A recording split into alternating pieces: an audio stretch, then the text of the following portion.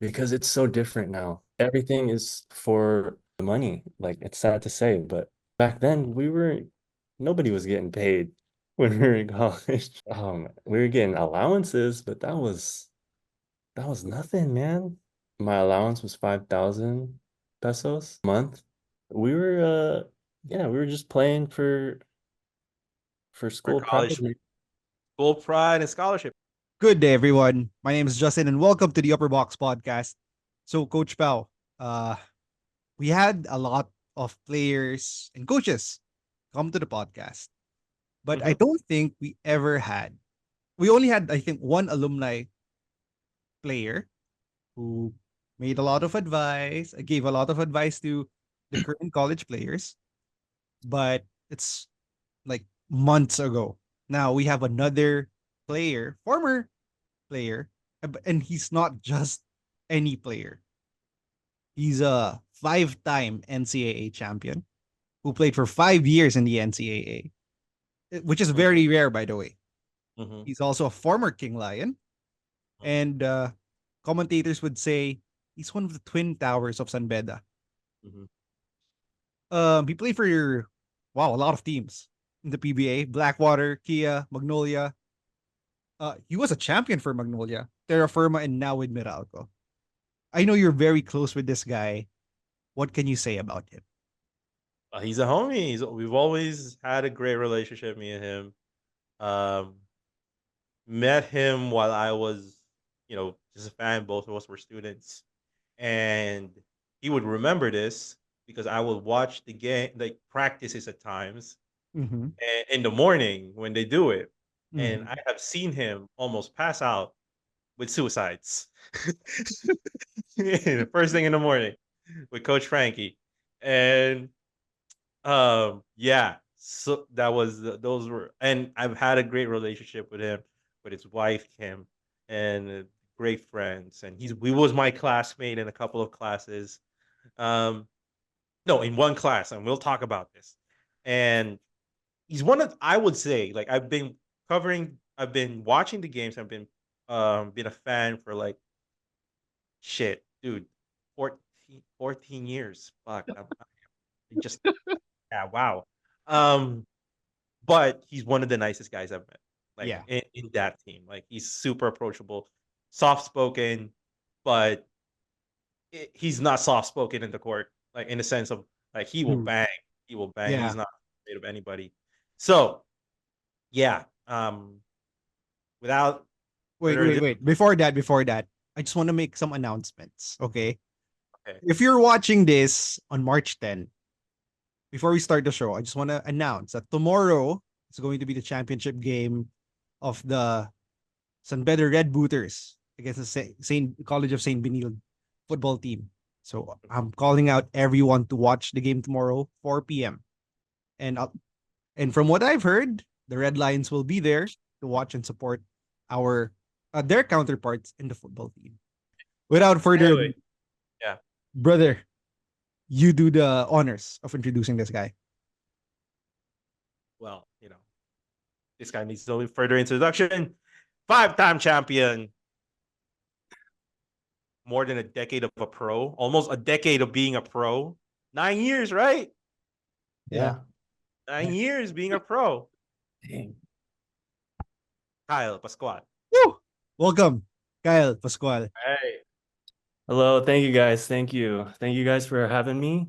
Um, I'm excited to be here and yeah, thanks for the opportunity. I'm excited. Yeah, bro. I've been trying to get you on here because what a lot of people don't realize is you're a really, yeah, I love having our conversations with you and you're funny as fuck. Because like we would laugh at the back of certain Tana's class. Yeah. But bro, super excited to have you here, and just a full circle moment, honestly. But anyway, let's, before we dive into all the other stuff, I just wanted to ask you, like, how it all started for you, um playing basketball. Well, okay, so Basketball for me is I started pretty early, I think. I was like 6 years old. Um, my parents signed me up in like a basketball clinic, like a local basketball clinic and like summer camp type. And I just fell in love with it. I just had fun. Like it was like one of the sports that I really enjoyed like right away. Because my mom and dad they wanted me to be like in sports like no Mhm. matter what. So they threw me in like soccer, baseball, like taekwondo. They did everything, but it was only basketball that I kind of like stuck with and like kind of excelled in. Mhm. So at 6 years old, I enjoyed it. I kind of was pretty good at it kind of early, so I stayed with it and I kept playing till I was yeah in high school. I played varsity. Um, yeah, high school. I was recruited my fourth year in high school. I Mhm. was recruited by like a Filipino scout Mhm. to come and like play with the RP youth team at the time. Ooh. And the coach at that time was Franz Pumarin. Mhm. And Oh, he was in LaSalle at the time. So yeah. he was handling the RP youth team. Mhm. And then they had like a training camp in LA at the time.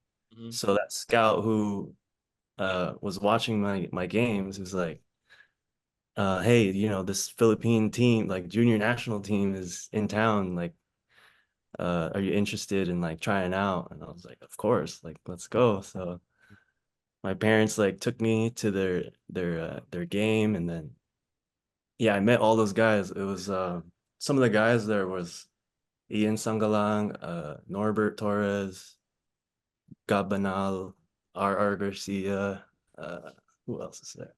That's a strong ass team. Yeah, it was loaded at that time. Frank Golia, Was Ronald there? Ronald Pascual? no, Yeah. Uh-huh. Papo Paredes. Yeah, that team was stacked. It was like 18 and under. So, Yeah. and then yeah, I ended up joining them. They had a tournament in Siaba Mhm. and in Malaysia. So I was still in high school in my fourth year, and then I joined them and played. I was gone for like 2 weeks, and that was like my first time going to Manila, Mhm. actually. So I went to Manila for like 1 week, and Mhm. then the next week we went to Malaysia for that tournament, Mhm. and we just blew out every team like by 30, 40 points. I mean, Yeah. it is the Siaba. Not Yeah. not no disrespect to the other teams, but bro, like you can have football, but we'll take basketball. Yeah. So it was, yeah, that was a really fun experience too. So after that, I went back to the States and then finished high school. And then that kind of opened the door for like college basketball in the Philippines. Mhm. Mhm. And then that's why I was originally supposed to go to LaSalle. Oh. uh, Oh. Coach Friends was like, yeah, you know, most of these guys on the team right now, they're already committed to going to LaSalle. So I was like, all right, sure, I'll just go if everyone else is going. I knew like half the team was going, so might as well. Yeah. Um, but yeah, that didn't push through. Yeah, obviously. So, okay.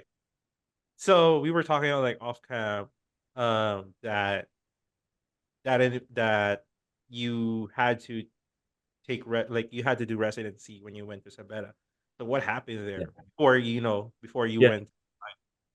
So after high school, I I wanted to like stay in the States still. Like I wasn't really ready to go move to the Philippines yet. Uh huh. So I just decided to stay and try college in the States, Hmm. which looking back now was like a terrible idea. It was like a waste of time. Because I wasn't even like I wasn't getting like any offers from like big schools in the States. It was Mhm. only like a small college, like junior college. Yeah. So I was there. I was playing on the team, but um, yeah, it was just a junior college, and then I was struggling with like classes, and I had to work too. So I was like going to Yeah, class early in the morning, practice after, and then going to work, and I was like getting no sleep. yeah, So then my mom was like, you know what? I think you should just go to the Philippines. It'll be a lot easier. yeah, And I said, all right, I think you're right, mom.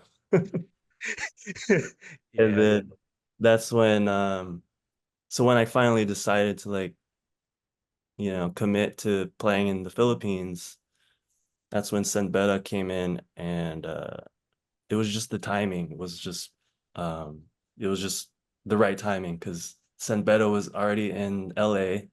Mm-hmm, They had their like annual training camp there, mm-hmm, and some of the alumni were with Coach Frankie, and they took him to see me. And they went to our house in the States and like talked to my parents, talked to me, and it's like, yeah, you should come to some Beta. We're a good school. We'll take care of you. mm-hmm. Uh, yeah, the rest is history. What do you think about San Beda when they offered you to play for San Beda? Like, was there anything in your mind already? Because during that time, we were already winning championships. Right, right. So I honestly didn't know much about San Beda at the time. Like Uh, at that time, social media was like barely a thing. Yeah. So MySpace. yeah, exactly. And I didn't even like look up San Beda really, but I just knew that they're a pretty good basketball team, and they've been winning. So basically that's all I went off of. And uh just the fact that they're gonna take care of me. Coach Frankie was talking to my parents. Yeah, we'll have to sit out 1 year residency, because that too was a big factor, because in LaSalle or in UAP you have to sit out 2 years for residency. And Mhm. I was like, "Wow, that's kind of a long time. Yeah, So they said 1 year. I was like, okay, that's a lot better. yeah, And then yeah, they also said like they have other guys from LA that are on the team. It was Sudan and Gino. Mhm. yeah, Okay, so I won't be the only, guy from California. yeah. And they said JP Mendoza was gonna be coming in too. So I was like, oh, cool, because we played together in that RPU team. Yeah. I was like, all right, cool, perfect. So yeah, I was at the early stage. I was already kind of excited and looking forward to it.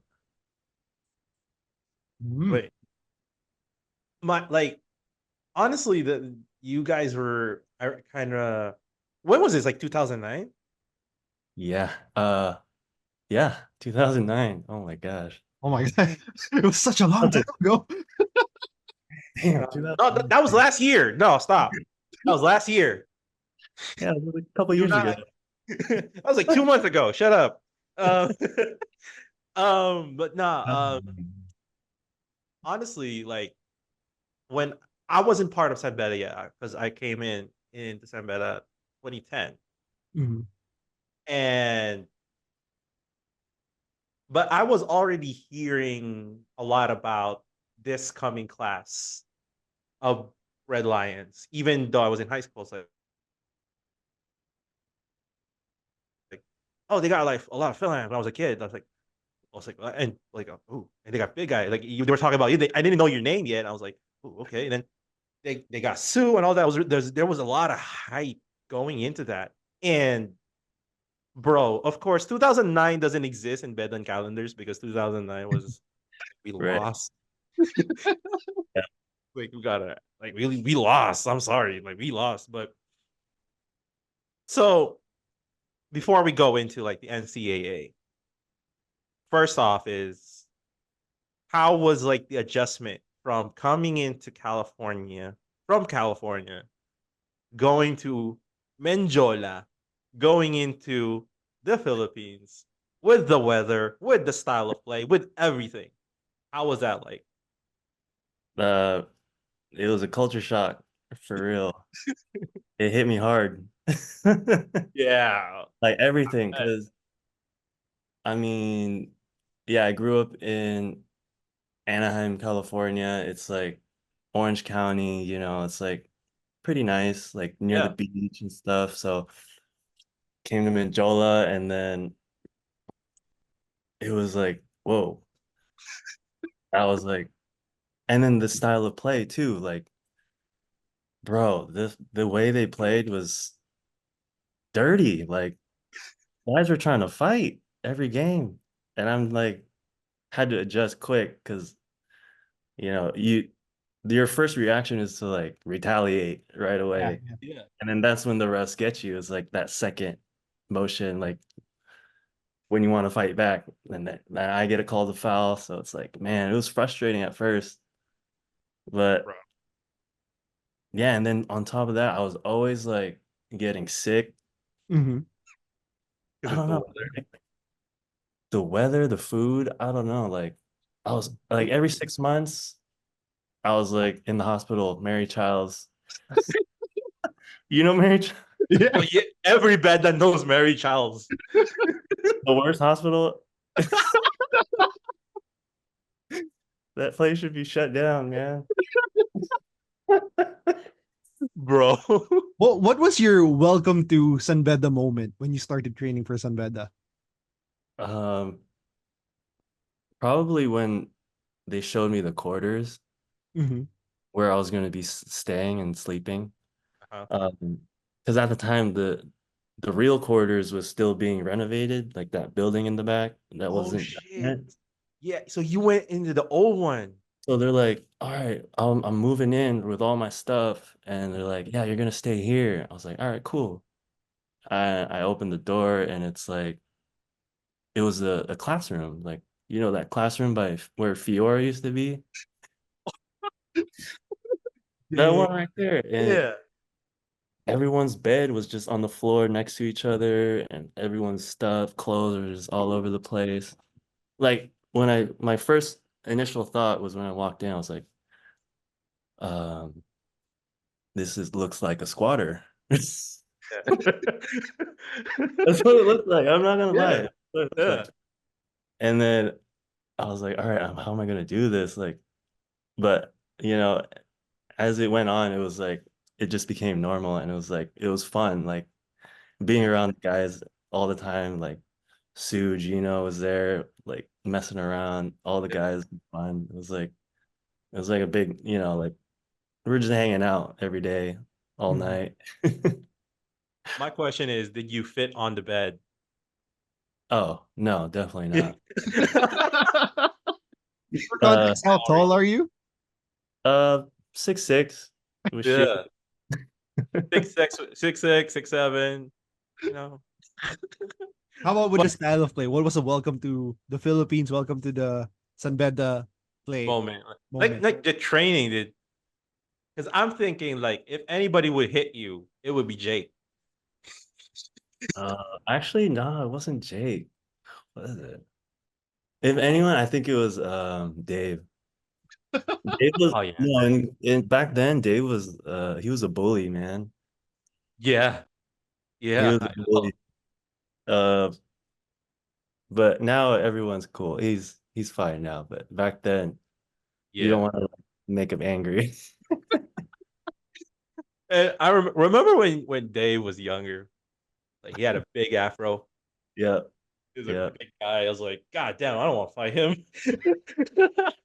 yeah, But so I was like, um, so yeah, you started getting into playing, start getting used to living in the United States. And honestly, I think it's one of the most underrated struggles for Phil foreigners coming in from whatever country they come from and then coming to the Philippines.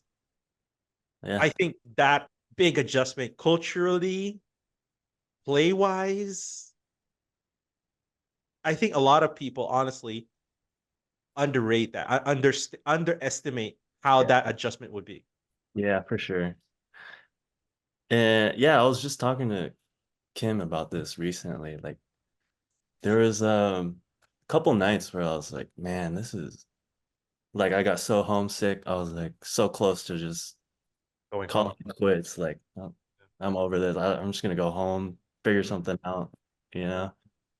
But I just kept, in the back of my mind, I was like, I think I'll just stick it out and, see what happens. Because I knew if I quit and I ended up going back home, I would be blaming myself. I would be like, man, why did I gave up? Like I would feel like I quit, like Yeah. I didn't want to have that feeling of regret. So I just something told me to just stick it out and just stay and maybe it'll be better eventually. And then like, winning games definitely help with Mhm. that homesickness. Yeah. I would imagine. Yeah. And if you would have come home, if you would have went home, you'd be like that uncle. I could have been to the PBA. I could have been there. I could have gone. Yeah. You know, I was there. I was there. I could have gone there. Things happen. It didn't work out. Yeah, right. But you're gonna be that uncle. What I didn't want. Nobody wants. But um, okay. So of course, you know the thing about that era, that dynasty, was the amount of characters in that team, top down, and the amount of personalities. How was it like playing in that situation and with Coach Frankie, especially coming into your rookie year? They wanted to win, especially they just lost in 2009. And 2010 was a big year in bet and history, honestly. Yeah. So, what was that like? What was your rookie year like? My rookie year, okay, so that was probably out of my 5 years of San Beda, that's probably the strongest lineup I feel like we had. Um, because we had so many new guys coming in that year, and then but it wasn't like the young guys weren't like, how you have young guys that aren't really like there Yeah, yet. yeah. Mhm. Like, I felt like all those young guys that we came in together, like we were ready, like we were championship ready, even though like half the team was, rookies. Mm, And then obviously because we went undefeated, like that was obviously that's not the goal. Like you don't really aim for that, but it was just something that just happened. And like Mhm. as the season went on, it was like, oh shoot, we're 6-0. Like, oh shoot, we're 10-0. Let's just keep going. Like it's gonna be, Cy Young if we lose at the end. Yeah. Like yeah, that's what Coach Frankie would tell us, like in the finals. He was like, all those wins won't mean anything if we lose in the finals. Mhm. exactly. You're Yeah, like, all right, let's go. Like, and the motivation too from the previous year too. It was like everyone was so hungry that year. Like the Mhm. practices were so intense. yeah. But Frankie is just intense in general, but man, those practices were those were some tough battles with just with each other. Like it was so competitive. Like the first group, the second group, even like the third group too. We were so deep too, as a lineup. Mhm. Dude, yeah, it's true. That's super true. I mean, you had all that Joga still serving his residency Yeah. in the team B. But I don't know, Kyle, if you remember this, but you remember the game. I don't know if this was your rookie year or your second year, but remember when you guys were playing Arellano and Coach Frankie smashed the whiteboard? That happened a few times, I think. Because I remember this because he was so fucking bad, like that Arellano was like gaining, even though coach, we're up by 20. Oh yeah. Yeah. Like, coach, we're up by 20, but he was so freaking mad. I'm like, It would be the whiteboard or his glasses. He would just throw it on the score table. Oh. Just throw his bro, I glasses. don't. Oh shit, here we go. I know his eye doctor loves him. I know whoever he buys his glasses love him. Oh, sir, dito na pala kayo. Night game. But yeah, I think that and also that year, honestly, like kind of set the standard, not just for your team, but kind of what San Beda is right now. Like we dominate. Yeah. Yeah, That that season in particular, yeah. Every game was like at least 20 points we would win. dude, yeah, super. It wasn't close. None of those games were close. Yeah. None of those games were close. Like even Baste, That's none of the those games were strongest Yeah, during that that's time. true. That's true, yeah. Yeah.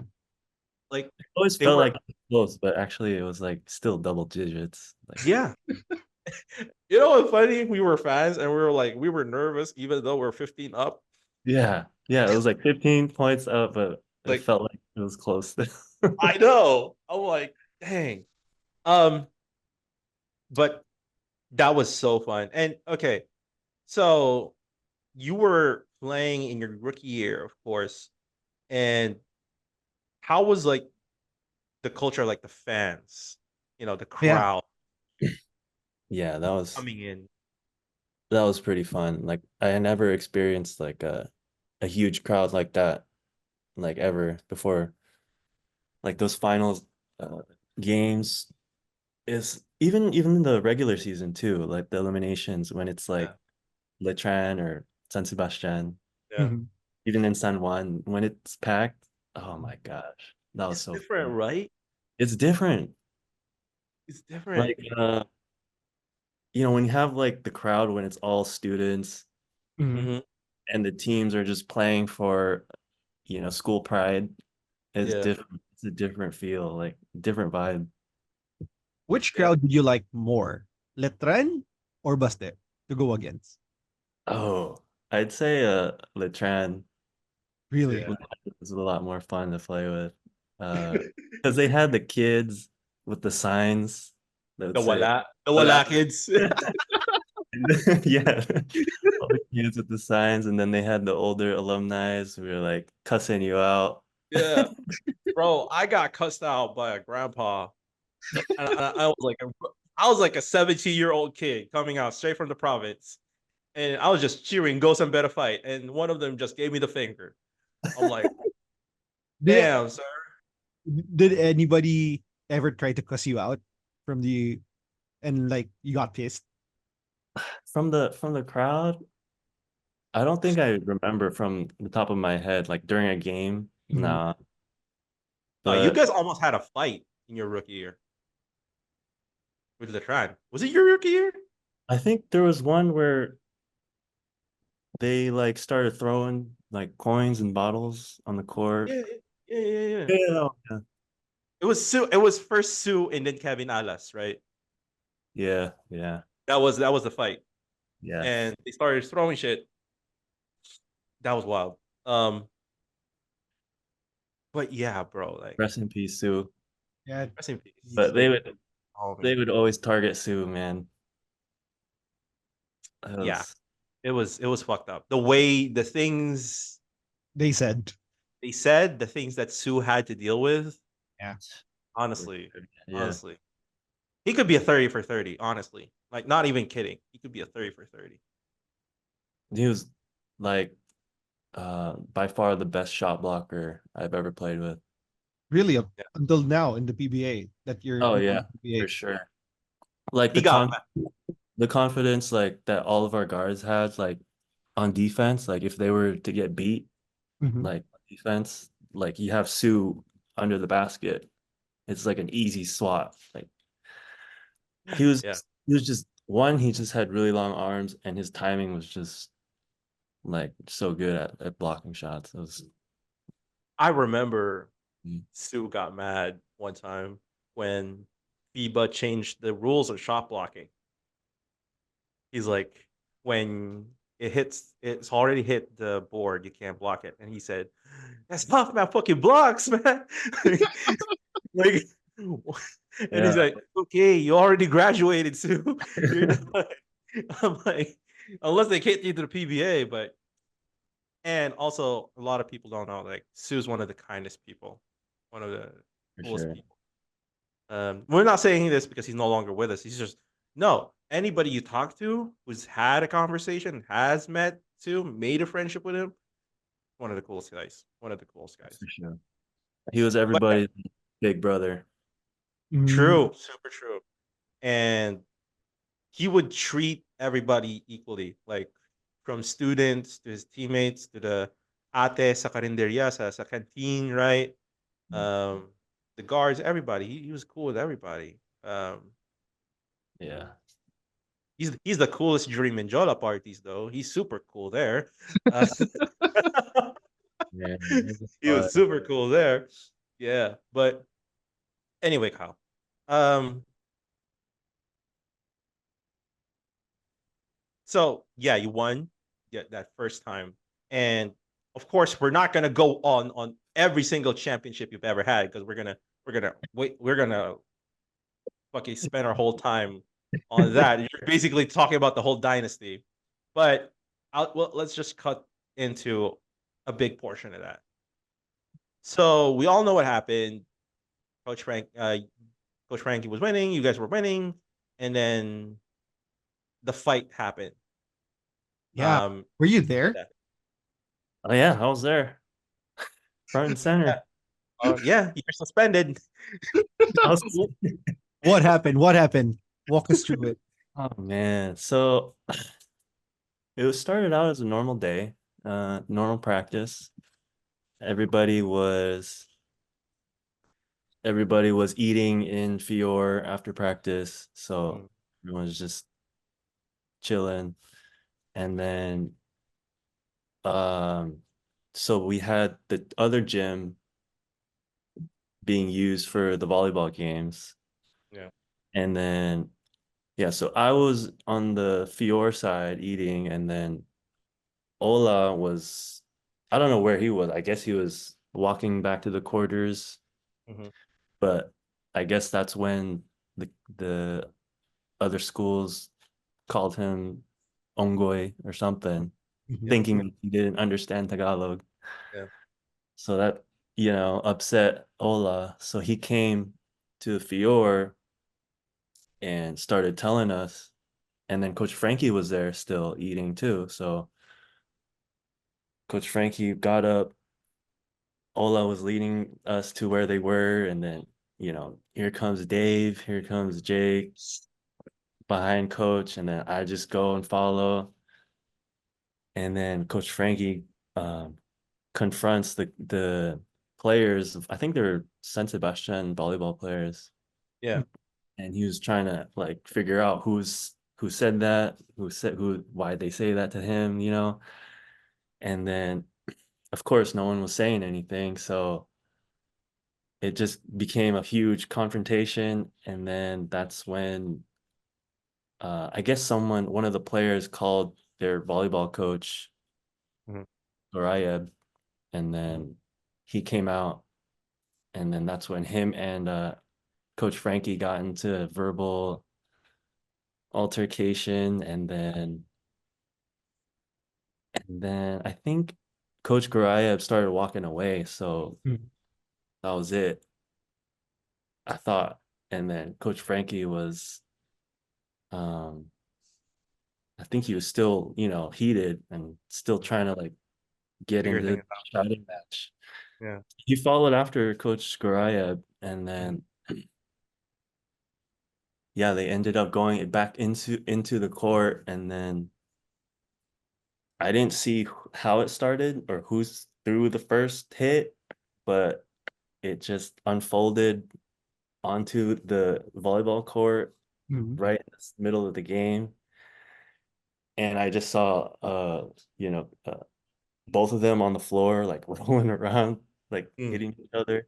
So I ran and tried to like break them up, Yeah. but it was already past that point, and other guys were throwing in their own. Yeah. and then I was in the mix. This coach is accusing me of kicking him. I don't see any proof. I did not I did not, do any such thing. But that ended up being a Why did huge you laugh? Why did you laugh? Now I'm not gonna believe you. No, I'm kidding. because it became a huge like Issue. a huge thing. Like it was a big deal. Like there was a group of us that had to like go to the court and like settle this. Like it was Mhm. pretty serious. I was low key kind of scared too. Like I was like, Mhm. we had meetings with like lawyers and Yeah, like it was like me. I think it was me, Anjo. Who else Jake, was it? Jake, Dave. Dave, obviously, Yeah. Frankie, Coach Ed. So we would have um yeah, we would have like occasional meetings with the lawyers, like talking Mm. stuff through, and I would like, after practice, sometimes I'd have to go meet up with them. I'd miss class because I had to go see this, lawyer in the court. I was going to Manila court. Man, I was like, what is going on? How did I end up like this? I was like, one day I was like sitting in the courtroom and I was like, how did I get here, man? Because I was sitting next to like some other, because like inside the courtroom, there's like a bunch of different, He cases said, of yeah, different Mhm. people. It's yeah. not just you. So I'm sitting next to like these two Inmates. criminals. Yeah, Yeah, in the full-on orange jumpsuit and handcuffs. And I was like, oh my gosh, what am I doing here? yeah. But fortunately, it all got settled. I think they made an agreement. I don't know what the terms were. Mhm. As long as they had it settled, and I was like good to go to play still. But it was stressful at the time. Yeah. Like I didn't even tell my parents about that whole thing. Oh But no. yeah, they Yeah. might watch this and find out. But Oh shit! They don't know okay, so they know about the fight and everything, but I didn't tell them about me like Being getting involved. getting being in involved. court and almost getting locked up. I don't know. Because I just thought like if my mom finds out, she's gonna be going Livid. crazy. My dad's gonna be stressing out. That's not good for his heart. My mom's gonna be worried. She's gonna be crying probably. I just didn't want them to be overthinking it. So I just never told them. Because I Yeah, was like, I'm pretty sure it'll be settled, it'll get figured out. Mhm. The lawyers were from Boston MVP, so yeah. he was taking care of us. So it worked out in the end. So Oh, but first of all, I would be scared, man, if you, Jake Pascual, Dave Marcelo, and Ola would go after me. You guys are the tallest guys in San Beda. I would be scared. Bro. you should have seen Dave, man. Like I said, he was a bully back then. So when Coach Frankie was trying to um when he was trying to figure out who was the one that was saying it, Dave was right there too. It was like he was ready to fight. He was angry. Bro, And I was like, man, they I do not want to be on you don't that. want to fight. Yeah, Yeah. But you guys are like, I don't know if lucky is it the right word, but for sure. you guys, and at the same time, in a way, lucky you could say, indeed, like at the time, smartphones weren't a super thing yet. So all you had was like pictures, Yeah, that's like no another. video ever came out. They had okay, they had some CCTV footage, but it was like so It's blurry. grainy. Yeah, I saw those. Sissy. It was grainy as fuck, bro. You can't Yeah, see shit. yeah. Yeah. So, but all I saw was like pictures of somebody taking cell phone pictures of the fight happening already. I'm like, bro. I was like, when I saw that, honestly, as a fan, I was like super worried for the players, for you guys, for Coach Frankie. And when it all settled down, I was worried about the team because when it all settled down, Coach Frank, everybody knows the story. Coach Frankie ended up leaving San Beda. You guys got suspended. And I'm like saying, shit, what's going to happen to the team? Because we were dominant.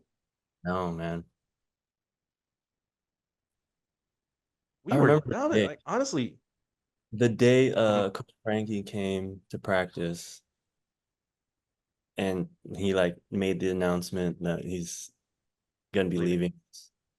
Like it was sad. Mhm. Like we were kind of like lost too. Like, man, what's gonna happen? Like, because we didn't know. Like, Yeah. we didn't know who our coach was gonna be at the time, who was Yeah. gonna replace him, Mm. and it was like everybody was, recruited by Coach Frankie pretty much. Mhm. Yeah.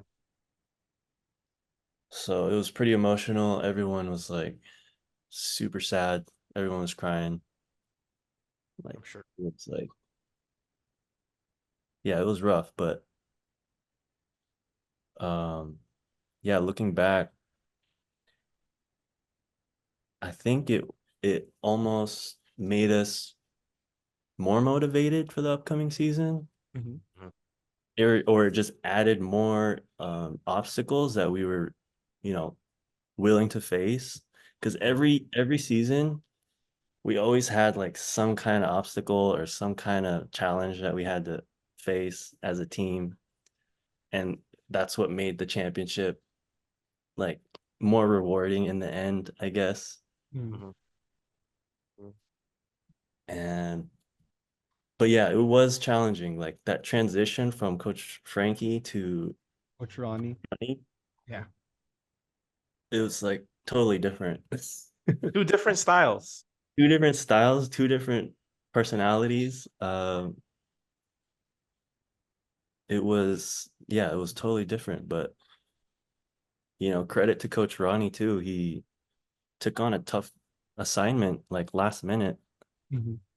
I know. Yeah. and he made it. Yeah, we all made it work. How I what was mean, the mindset of the team during the first game of that season when the Super Six was born? Like, what was the mindset of the Red Lions that back was a then? crazy game. That was crazy because um yeah, so I was obviously one of the ones that was suspended, so I couldn't go to the Game. game. A Mhm. game, right? A game. Yeah, so I ended up just going to see a movie with Kim that day. I don't know if you remember. I was like, all right, we got a free day. We're just gonna go watch a movie at the mall. And then I just keep looking at my phone, checking the score. Yeah. I was like, oh shit, they're like keeping it close. Like I had no expectations for that game. Like I was like, That's why bro. you that's why you watch the movie. Exactly. I was like, only six guys? Come on. I Come on, really man. know. Like, Bro. all right. It's early in the season. We'll get it back. And then, bro, it's like, dang, this is crazy. And then what's funny is I think Junjun Bunsubre, Yeah. I think he ended up fouling out. So it was only like five guys at a Yeah. time. Yeah. He Yeah, that's fouled out, I think, in the third or fourth quarter. I don't know. But yeah, bro, I was there. I was there at that game. It was the most hype I've ever seen. And I could imagine you when you were checking at your phone. Fuck the movie. I need to. Where's the yeah. nearest TV? Where's the nearest TV? Like- but yeah, but I was there, bro. I watched that movie, and it was honestly.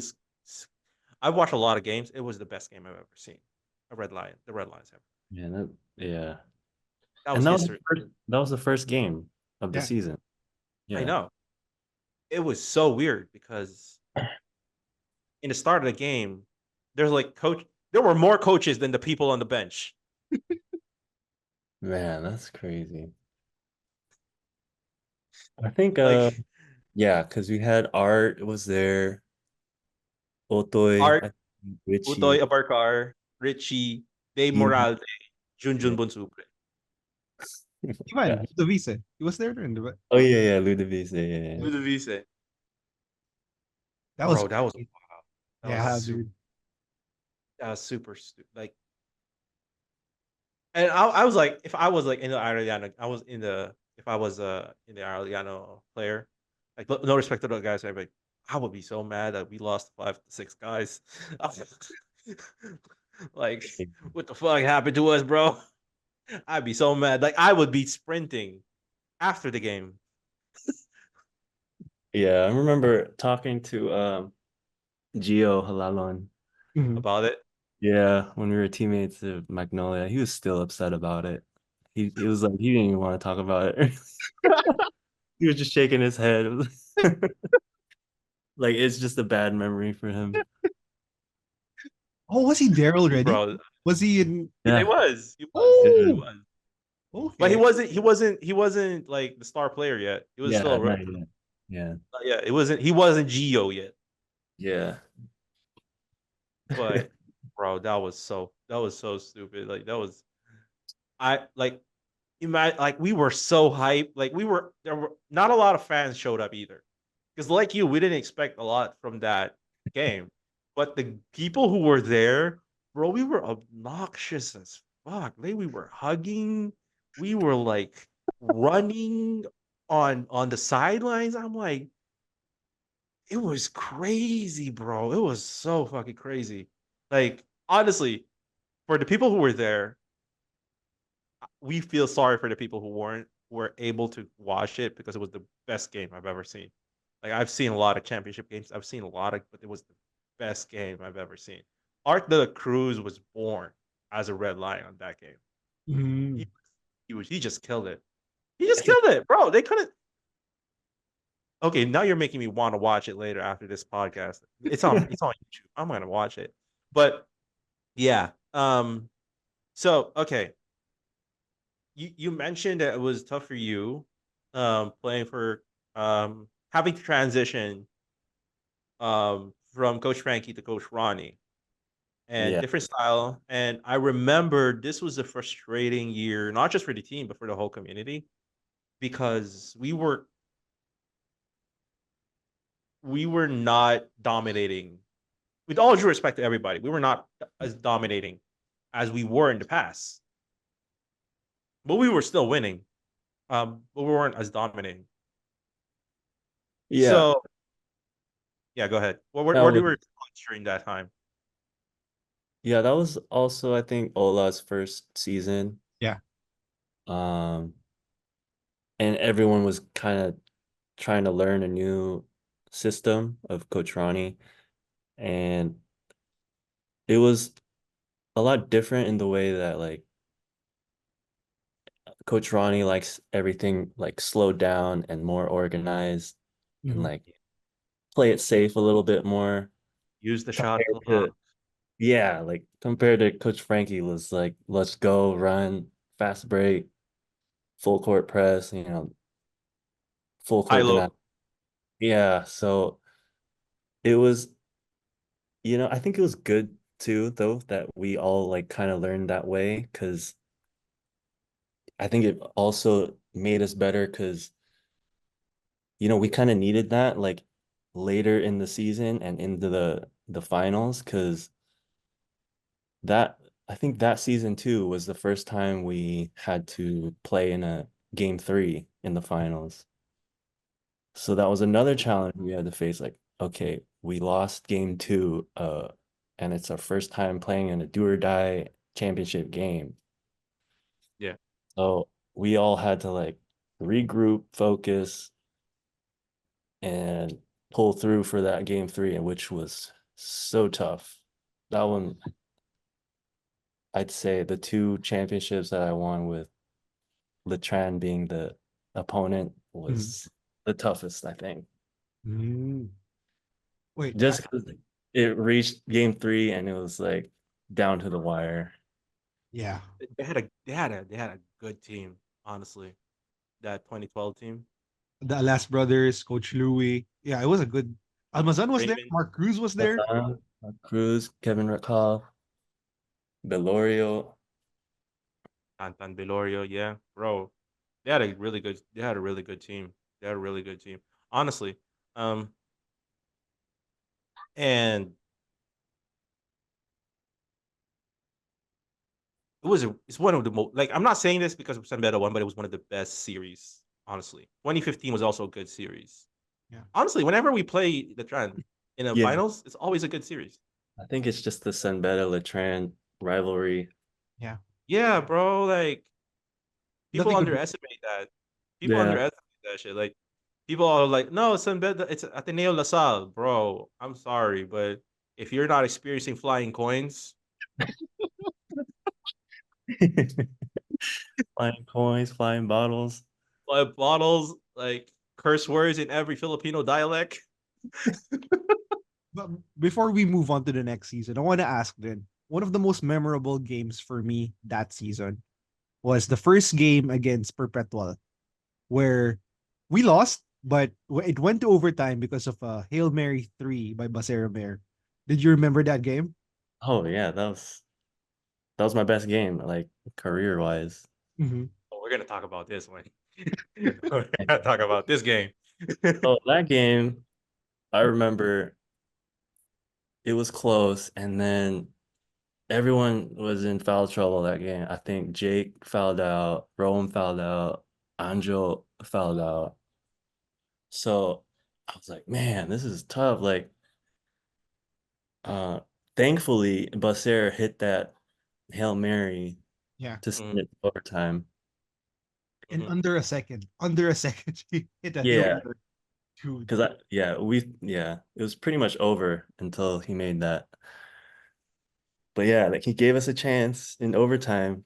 And yeah, that game, it was just everything was going in. Like for me, like I was making, shots that I don't You never. usually, it was just going in that day. And that was the game where Sir Santana said, "Oh, Kyle, for every point you score in the next game, I'll give everybody in the class 1 point on their test." So I'm like, all right, let's go. And that was the game, the perpetual game. I scored 25 points.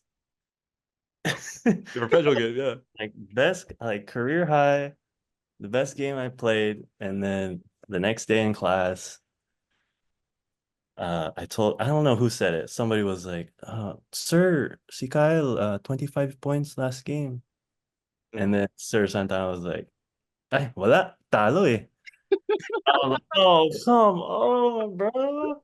I was so ready for the whole class to like be hyped. Bro, I was. I was Me and like, Kyle were "Sure." classmates in that. I needed that plus 25. We all needed that, man. We all needed that. Sir Santana, if you're listening to this, we needed that plus 25. Like, come on, man. Like, why? I was so Oh, mad. I was heated. Okay. So, this is a little story. Me and Kyle were classmates in quantitative in business. It was a math subject, and I hated math. And all of a sudden, this is what smart me decided as a super irregular. I took a math class in an IT course, in an IT section. So all of these motherfuckers are good at math. And I came in, I was like, oh shit, it's gonna be a bad idea. Here comes in Kyle Pascual with his 6'7" self, sits next to me, and I'm like, bro, do you have any idea what's going on? No. Oh shit. So that's why we needed that plus 25. Remember that, Kyle? Like, we were confused. Do you get this at all? That was the hardest math class I think I've ever had. Super hard. That Yeah. was so But hard. so hard. But shout out, Sir Santana. We still love you. Sure. But yeah, you were wrong for denying us that plus 25. I'm sorry, mate. You're a Jet Vidal fan. He probably saw the stats. He's like, oh shit, Kyle scored 25 points. Fuck.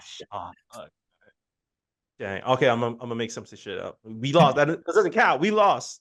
We're about dubs here. We're about wins. There's no I in team. But yeah, shout out Sir Satana. Much love. So yeah, I remember Kyle being also one of the people that really stuck out to me as a student, even when we were in a, because Kyle was one of the people who wore the, like, one of the players who wore the uniform the most often. Yeah. And he stuck out like a sore thumb in the middle of all of these 5'8" motherfuckers, 5'6" motherfuckers. There is like a tall 6'7" dude in a uniform with a cardigan and shit. And I'm like, bro, you're cool. Yeah, you're cool. I love you, man. You're with us. Because all of the other athletes, they don't really wear it. They wear Yeah. casual. But yeah, I've only seen Sue wear the uniform 3 times. I think I would say 3 times ever seen him, and one of those was he was required because they were going to use him for a photo shoot. I don't But know how yeah, the other guys did it, but I don't know. All the teachers I had were so strict with the uniforms. Like, I I know. I'm think it like, was just the older guys that were able to get away with it. But like, the younger guys, we didn't. We always had strict teachers with that. I know. I'm like, that was so funny though. Like, you had like the biggest uniform. That was so uncomfortable, man. Like that Remember, shirt that's connected to the vest. like It's not you even a kind of full felt. shirt. It just goes down to like this height, Yeah, crop top, but you can't see it because the vest is covered. I know, bro. Man, it was hot too. I'm like sweating. You know what the students would do though? They would. I know it was so fucking hot. What the students would do was like they would cut the polo from the vest and just use a real polo. Yeah, I probably should have did that. I mean, it makes more sense. Probably a Yeah, lot. right. They cut the fake, the half polo, The crop and top. just use the crop top polo. That felt uncomfortable and unnatural as fuck, bro. Like real. Like I had moments like I was coming home or some shit. Like half my body was warm and the other half, the lower half, was cold as hell.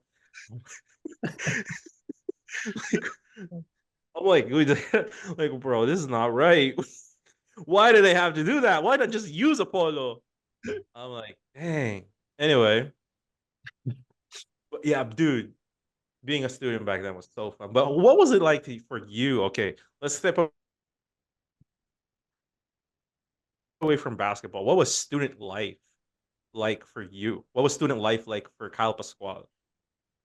Well, at first it was kind of like comparing the college here to in the States, it Yeah, was different. It was like college here, it felt more like how high school was in the States. Like yeah, teachers were always on your case, like whether you're late, like or on time. Like in the States, if you're late in college, they don't really care. Like they don't say anything. It's like yeah, it's your fault. Like if you fail, like yeah. it's like a lot of the responsibility was on you in the States, and then here it's like kind of more like how it was in high school, where it's like you better be on time, wear your right uniform.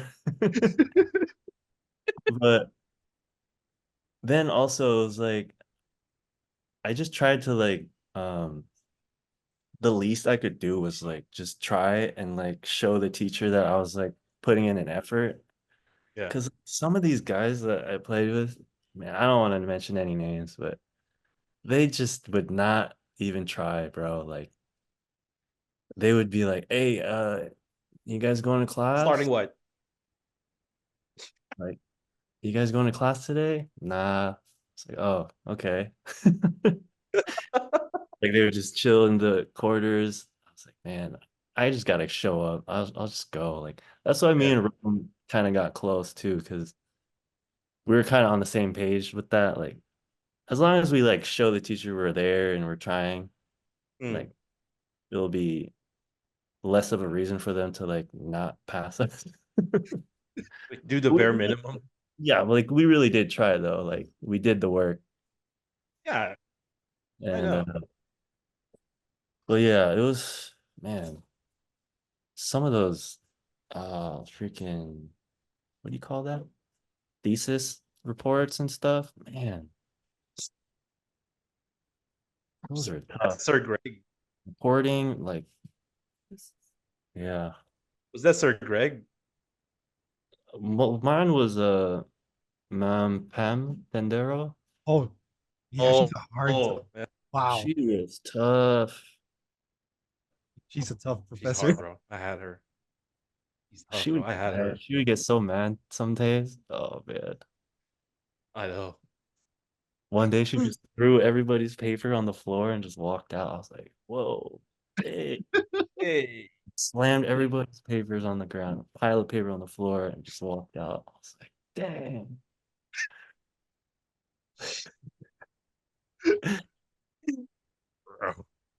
But yeah, that I think that's why a lot of people, especially from from like our time, like a lot of students love you guys because people see that you guys really did the work, that you and Rome really did the work, and you really did put the effort. And honestly, that helps a lot in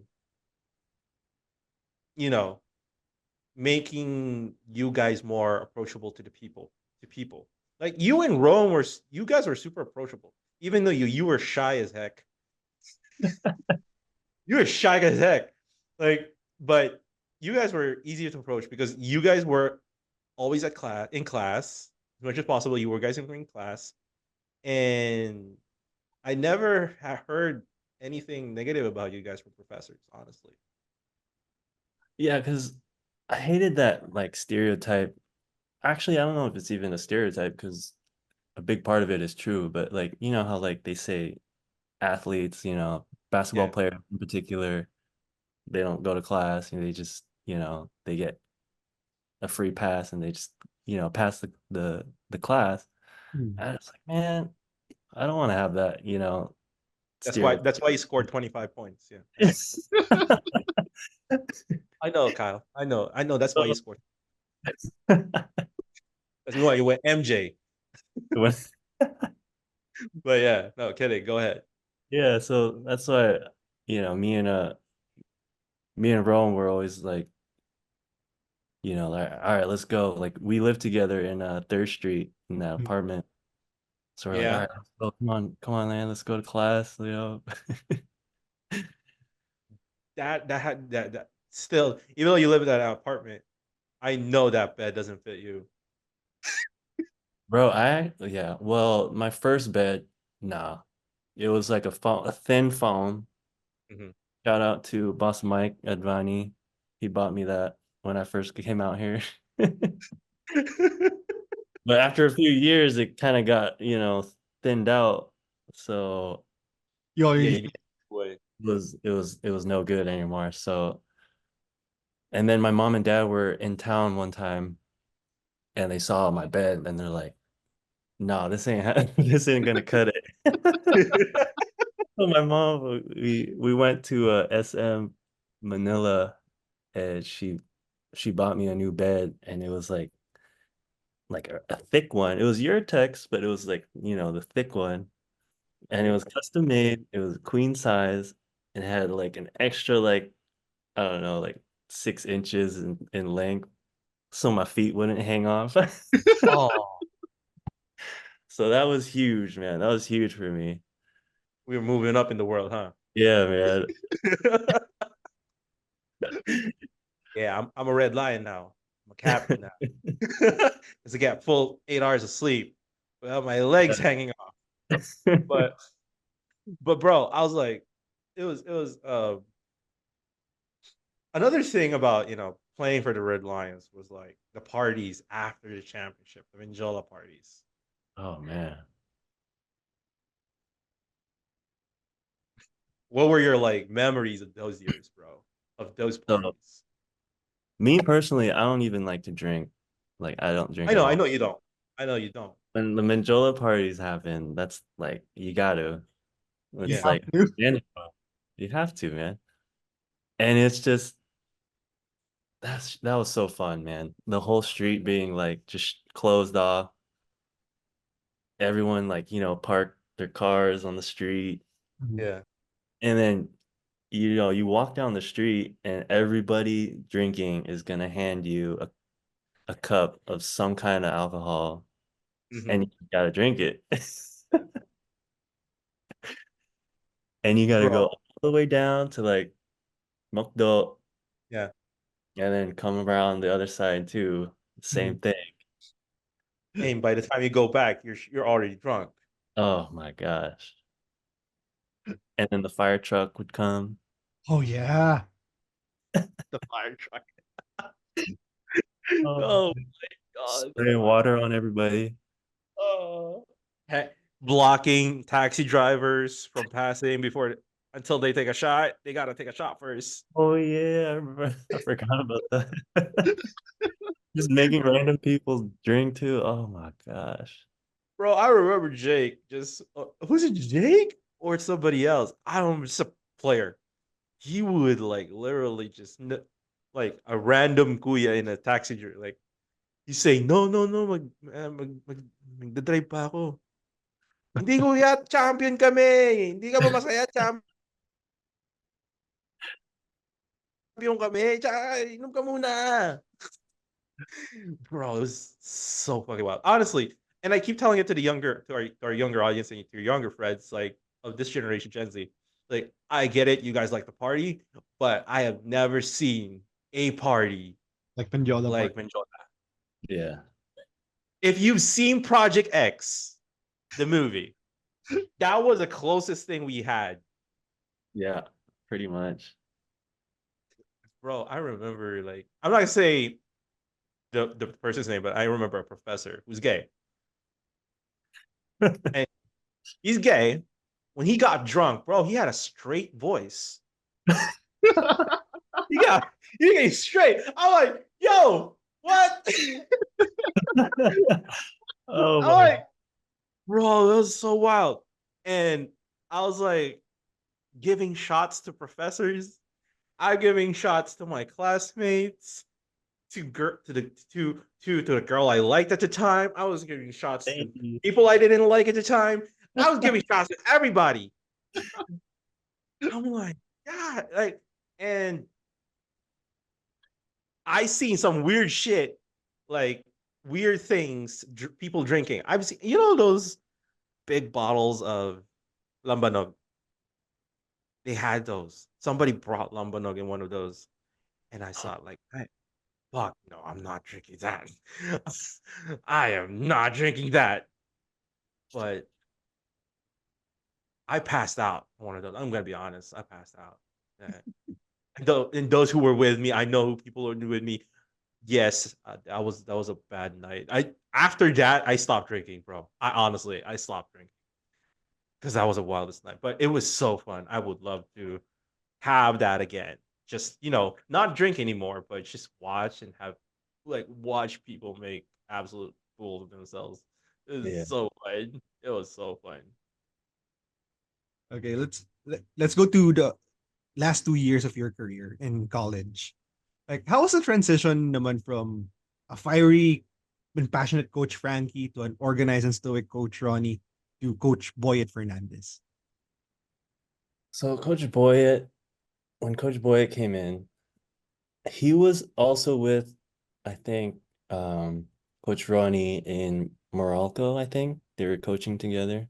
Yeah, they were. So they kind of shared the same philosophy, same system, style. So from Coach Ronnie to Coach Boyett, it wasn't that big of an adjustment. Mhm. Mhm. And I think Coach Ronnie kind of left his system there, and then Coach Boyett came in and kind of just continued that. So it was kind of a smooth transition from, when Coach Boyett came in. And then that was 2023, yeah. Or no, 2013, my bad. 2013. Yeah, 2013. 2023. Wow. Oh, 2013. okay, rookie. 2013, yeah. That one was a tough one too. Well, that was Rome's last year. Mhm. That was supposed to be my last year. You know, me and Rome were supposed to be done. We were supposed to go out at the same time. I didn't even know, I didn't know I was gonna stay my last fifth year till like right before the season. Mhm. So like kind of like had my mind set, like, all right, my I'm set, like when my classes are set, I'm ready to graduate. 2020 2013 is gonna be my last season. Me and Rome are gonna go out. And then yeah, we won the championship, the other Mendiola party. Uh, and then yeah, Coach Boyett, Boss Jude, they were talking to me. Actually, they were talking to me the whole season, really, like telling me like, hey, you know, you have one more year of eligibility, you know, we need you.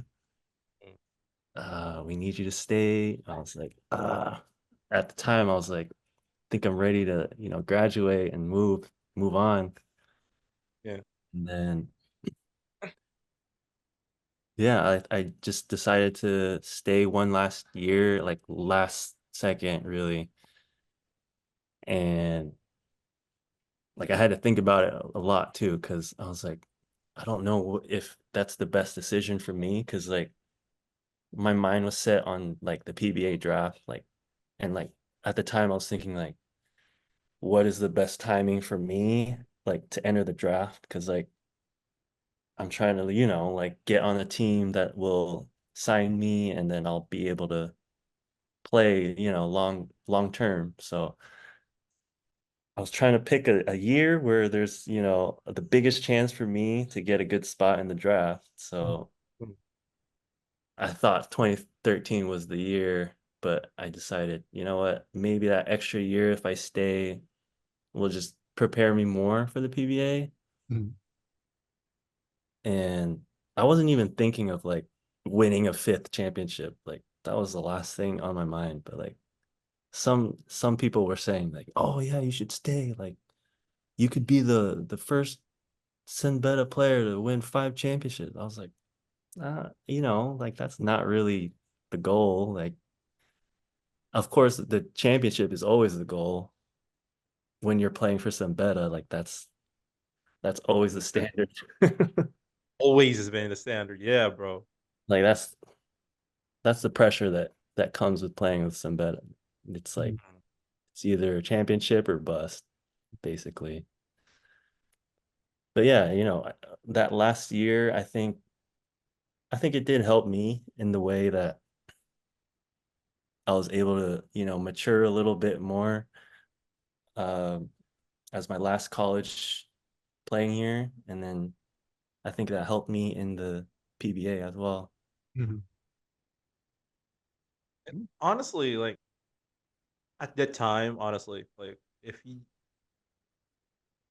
I really felt you could have gone higher in that draft. Honestly, not saying this because you're my friend in any way, but with all due respect to everybody else, but Yeah. I felt you could have gone higher, and but I was happy with how things turned out for you. Honestly, Yeah. I mean, shit, you got to play with Pacquiao, Yeah. got to play with Pacquiao, And and bro, you're nearing 10 years playing the PBA. yeah, You're a vet. Shit. went by fast too. I know, right? It feels like we just graduated, right? For It real. doesn't feel like it doesn't feel like 10 years ago. No, it doesn't. So, um,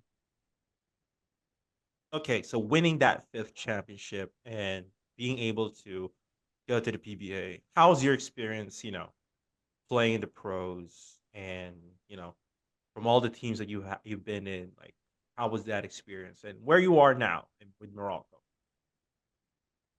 Honestly, it's been like a blessing because this is like this is like my dream job. I get to play basketball for a living, and so many like other Filipinos would dream to be in the PBA. So It would kill.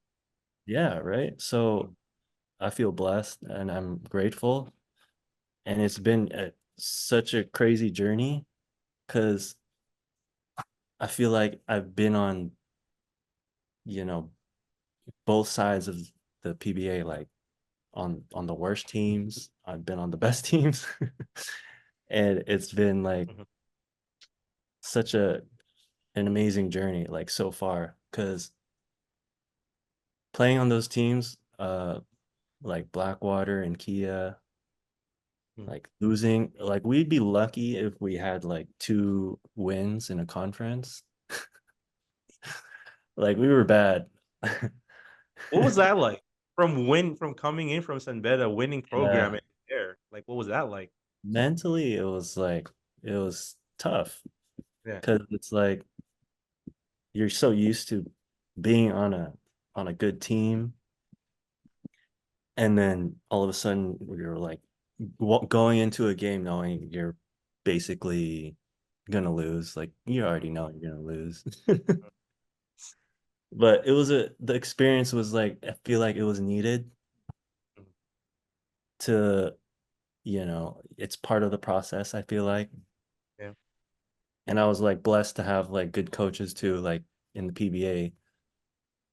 I mean, um Manny Pacquiao, okay, he was a head coach, but he wasn't really, drawing up the Yeah. plays, you know what I Yeah. He wasn't the guy. He wasn't the guy. Yeah. We know that. We know. Manny, we mean? know. You know? But actually, if you look at that coaching lineup in Kia, we had a really good coaching staff like at that time. It was Glenn Capaccio, Mhm.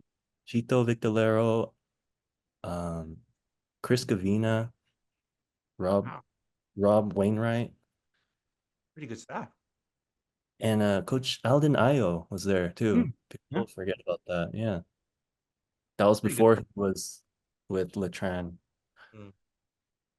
So we had really good coaches, and we just kind of lacked the pieces, I think.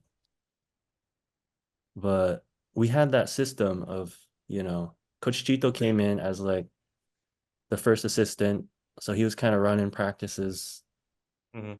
and his system a lot. So yeah, when we had imports, we kind of had a better shot at games. Mhm. And then yeah, I'm grateful to Coach Chito because if it wasn't for him, I wouldn't have gotten to Magnolia, Mhm. and I wouldn't have a championship for sure in PBA. Sayang bonus. But how did it feel like, clinching your first championship in the professional league? That was so much fun. Obviously, I mean, I didn't really have like a big role on that team, Yeah. that lineup, but just being part of that team, it was so much fun because the chemistry that we had on that team was like the best. It was unlike any other team in the PBA that I've played for so far. Just the chemistry was just on point with everybody.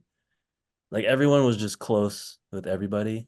Mhm. There was no like, groups, like close groups here and there. Everybody was just friends with each other. Everyone was close. And we had a good import. Shout out Romeo Travis. Mhm. Hey, He was also a good leader for us too. He was like good at like, motivating the guys, bringing us together. And yeah, we just dominated. Mhm. We faced Alaska, I think, in the finals. yeah, yeah. And they had a good import too, Mike Harris. Like, yeah, I think so. Yeah. I was So, thinking, and it was cool too because I got to win the championship with Rome and Bam Bam Gamalinda. So the three of us, we were always close in Magnolia, obviously, the three San Beda guys. Yeah. So winning that championship together was pretty special too. But don't What? worry, like, there's another San Beda team in the PBA now, I know, man. bro. Everyone's been saying like the NLEX Red Lions, man. It's only me and Anjo and Rona. It's they're Y'all missing. complete. You got every bet done now. You guys are missing out. Like, It's crazy, yeah. It's crazy when you see it, like when you watch it, it's like, whoa, this is like Oh, PBA's meta team. I want to watch that game, Meralco versus NLEX. I want to see what Kyle would do in the next game they would play. Yeah, we just played them. They beat us. Man, it was yeah, me and Dave were guarding each other at one time. Yeah, Basera was there playing. yeah, Basar isn't. Yeah, it's Jake, unbet. I hear Borgi Hermida is one of the admin, like one of the Borgi, and Mello are on the coaching Mello. staff. Coach Bro, JB, Coach JB's Coach there. JB there, Coach JB. Oh, they got. Don't worry, they're gonna build a Fior Gelato in the NLEX office now. For real, They're gonna yeah. they're gonna sell Big Mac and ice cream. But yeah, um, obviously, like, you know, now that you're in this position with Morocco, um, and you're now a veteran, and now you're a family man. Like, you know, how's that like been for you now, being a dad and also being a player? Like, how's that for you? How's your situation? With that. Yeah, it's pretty special. I like, um, I like that I can show my daughter that I'm still playing. She can still see me watching the games. Yeah. She goes to the games and, you know, I I like to think that I'm setting an example to her that, if I can, live my dream or like, pursue what I love to do, maybe she can do that in her life. I can set an example to her that she can be whatever she wants to be in her life when she grows up. Because she's 8 years old now, so she kind of like understands now, like if we lose, if we win, if it's a big game, she kind of gets it. Yeah.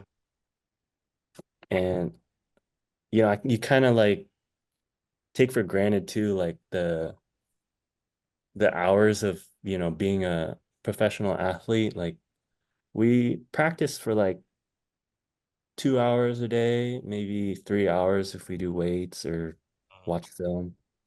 And then after that, we're free. So I have a lot of, free time to spend with my family and, do stuff with her.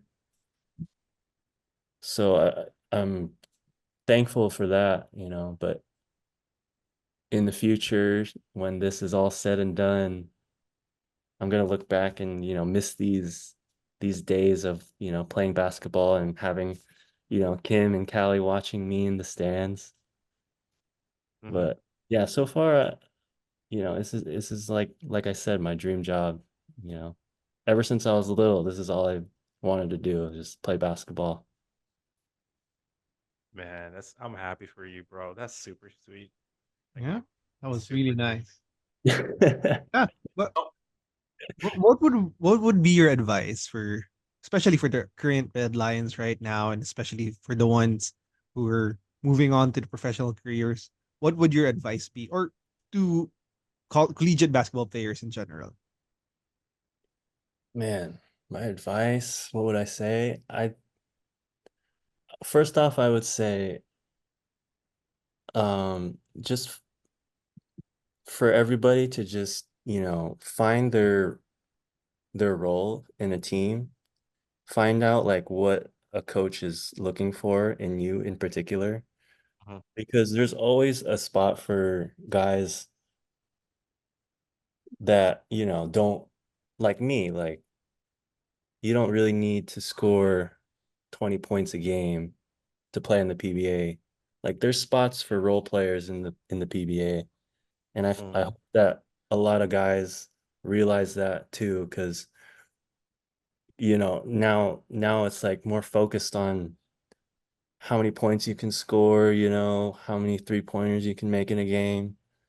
And I think a lot of it is taking away attention from, team defense,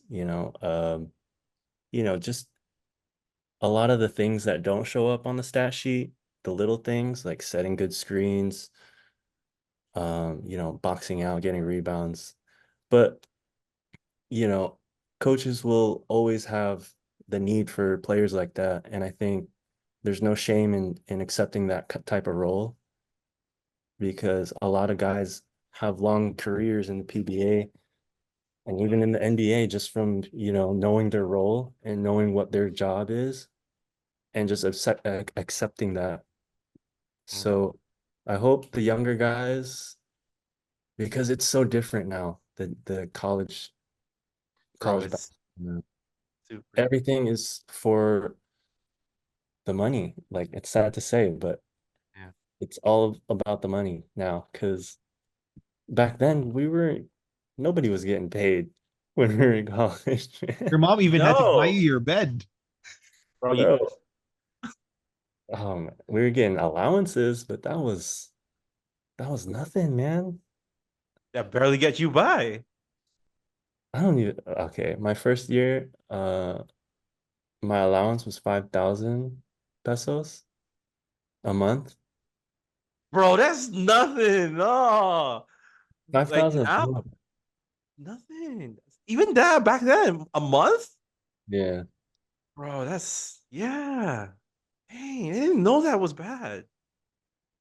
We were yeah, we were just playing for For school pride. college, school pride and scholarship. I know. That's why I Yeah. so appreciated you guys.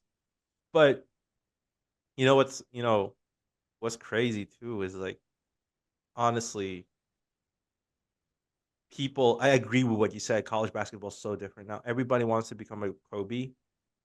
Everybody wants to become Jordan. Everybody wants to become LeBron. Want to be the face, but they don't realize like the not everybody can be that guy. And the Yeah. league is made up of guys playing a role. Yeah. Yeah. Like the biggest in my head, like the biggest name role player is like R. Pogoy. Yeah. Because He's the there's biggest. also a lot of guys that will do good in college, but when it comes to PBA, their game is not fitted. Like they don't excel like they did in college. Or it's the other way around. Like in college, they weren't really Good. that good. And then PBA, they They shine. are much better. Shine. Yeah. So it True. just kind of depends on like your opportunity, I guess, too, with coaches. But I think just how you see yourself in a team and how you can find a way to impact the game, not just through scoring and all these Mm. dribbling and all I see now is like dribbling drills and like skill work from coaches. But the coaches, they value there are teams that value the guys that do the dirty work still, the little things that matter, that add up in games.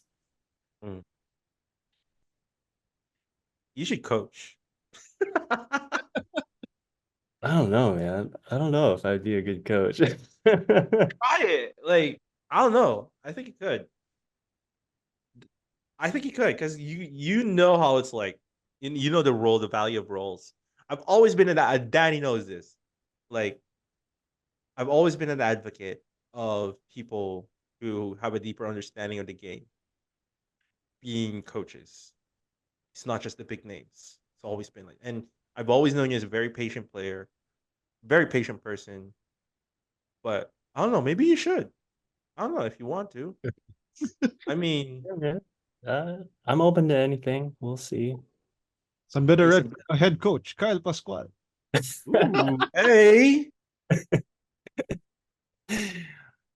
Has a good ring to hey, it. He's nah, going to be the next Frankie Lim. He's gonna break boards. Man. bro, that'd be so funny. I'm like, Kyle, Oh. stop. You know you're not breaking that board. You're gonna fix. You're gonna try and fix that board after you break it.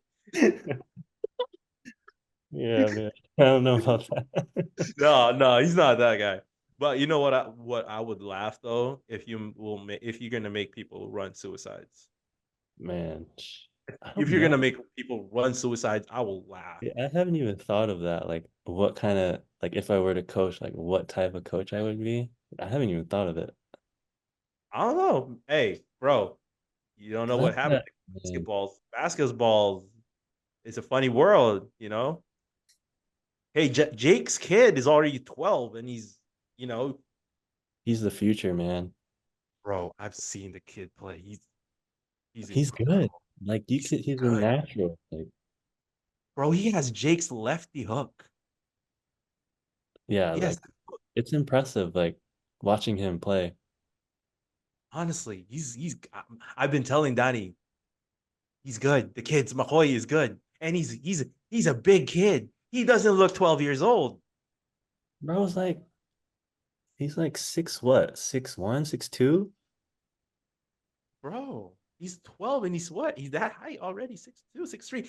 And I'm like, if I was a like he's playing at a 12 in a 12 and under league, and I'm seeing everybody he's playing against, and I'm like, bro, stop.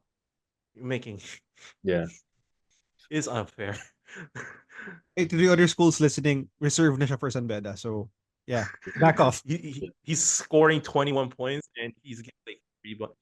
He's like scoring 21 points and 15 rebounds. I'm like, bro, It's like a grown man playing with kids. literally. And I'm just excited. Like, what if you do get to coach and you end up coaching McCoy? That would be so cool. Yeah, that'd be funny. That'd be so cool. Because McCoy has like that his dad's fire. Yeah. He's a Well, little bit of his dad's fire. And well, really, really, really happy for Jake and really happy for McCoy. And I hope, hey, you know, Mendiola, what's up? yeah. It's exciting. But exciting. Um, so yeah. Um, before we wrap things up, kind of a little bit, but wanted to ask you, have you been following the team recently? I haven't really so after Jacob announced he's going to LaSalle, Yeah. I haven't really seen any other like updates with the Okay. team. So I'm not really updated with the current situation, but yeah, what's the upcoming season looking like to you Oh, guys? it's a nice Good. season. There's a lot of strong teams. Could you imagine AAC is in the top four? Like EAC, bro, is in the prediction. top one, and it's not a joke. Like they could Wow. really Final Four. EAC. So, Remember when you had the only guy they had there was Sydney Otwubere. yeah, that's right. Oh my gosh. The Shan is coming back It's strong. just Benil is strong. I don't think Benil was strong during your time, but Benil is for it was Carlo. No, during his time it was Carlo Lastimosa and friends. Yeah. That was it. Like Paolo Taha, maybe Paolo Taha, Yeah, but it yeah, was probably. Carlo Lastimosa and friends. Um, Latran, bro, they got a lot. They got a lot. Latran got some new guys, right? yeah. Not some, a lot of. They got a Love lot of him. players now. I ain't touching that with a 10-foot pole. But No. they got a lot of players. Um, who else got good? Oh, There's Coach you. Olsen's coaching Perpetual. Yeah. They got some good players coming in. Um, I still have San Beda as a team to beat, honestly.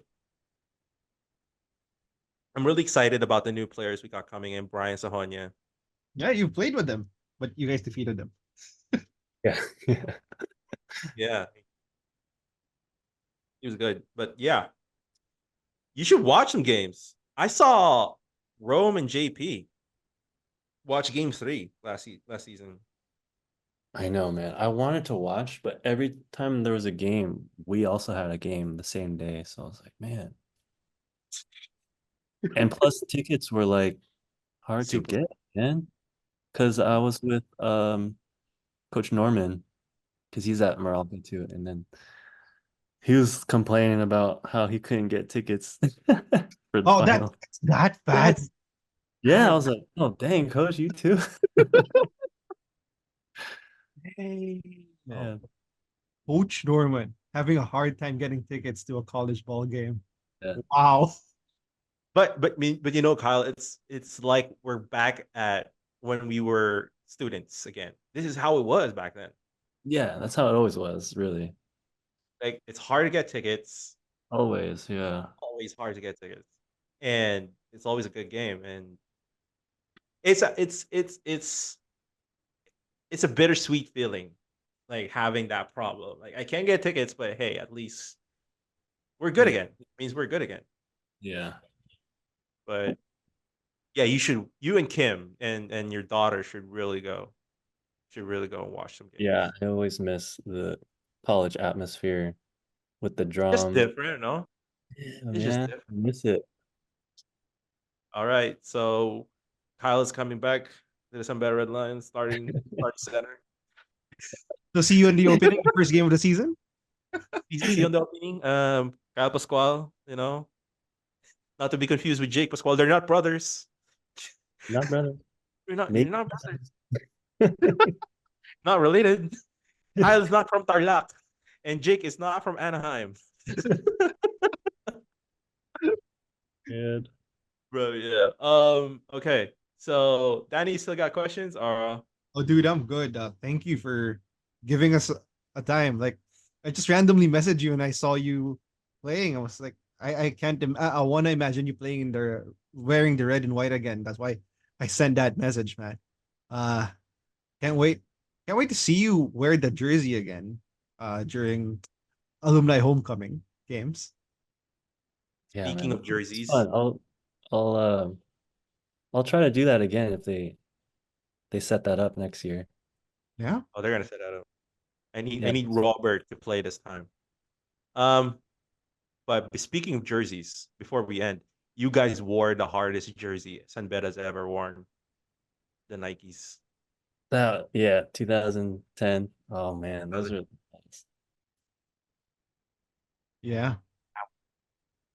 those are the Those were best jerseys. so hard. Yeah, man, the back. Yeah. And then you had an Adidas jacket. A Nike jersey. That was so Adidas a Nike jersey and an Adidas That jacket. was That was such a so weird, yeah.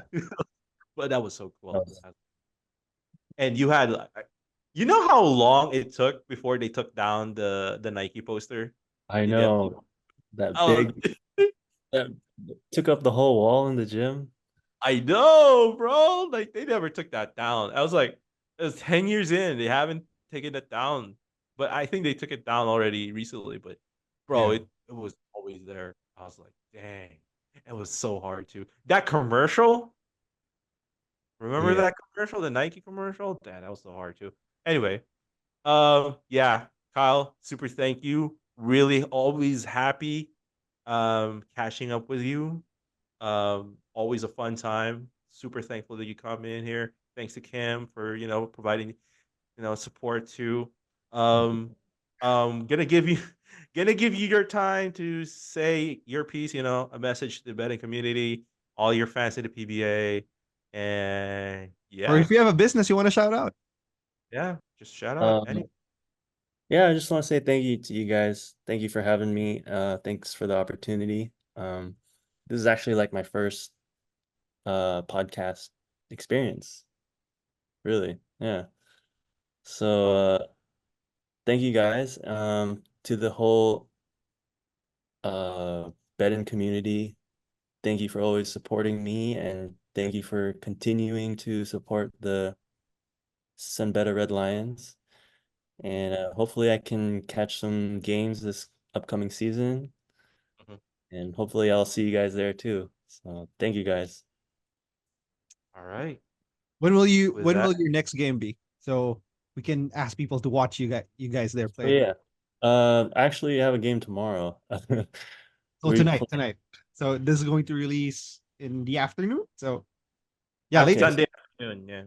Yeah, we have a game on Sunday, what is it? March 10, 3 o'clock at Smart Araneta Coliseum against Northport. So Oh, come support Morocco Bolts. Shout out. Bolts Nation. Yeah, Hey, man. San Beda band used to play for Morocco. Yeah. The band. Yeah, Yeah, the that's band we used to play. That's cool. But anyway, yeah, support Morocco Bolts Nation. Let's go. MVP group. Hey. Baka naman, sponsoran naman kami. right. MVP. Sige na. MVP. O, But kung di yeah, naman MVP. Kung di naman MVP. Boss Borgie, baka naman. Baka naman, NLEX money na, okay na naman. Baka, but isang yeah, tol. Kyle, thank you so much for the time. We really enjoyed this talk. This is so wholesome. You're such a wholesome guy. I told you, bro. That's why, Yeah. he's I told you he's the nicest guy I know in San Beda. I can't, like, I've never heard of anybody hate him. I can't imagine him getting angry, especially nung uh when that brawl in San Beda happened. Like That's why I said it was bullshit when I heard that he got suspended. You have no idea who Kyle Yeah, Pascual man. is. That was bullshit, man. Try to lock me up for no reason. Dang. I can't. I'm like imagining him. Shit, I can't even fit in the bed, and you expect me to fit in the jail cell here in the Philippines? Dang.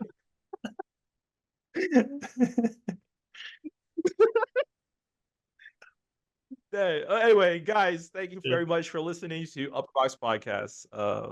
Yeah. thanks guys. Bye bye. All right.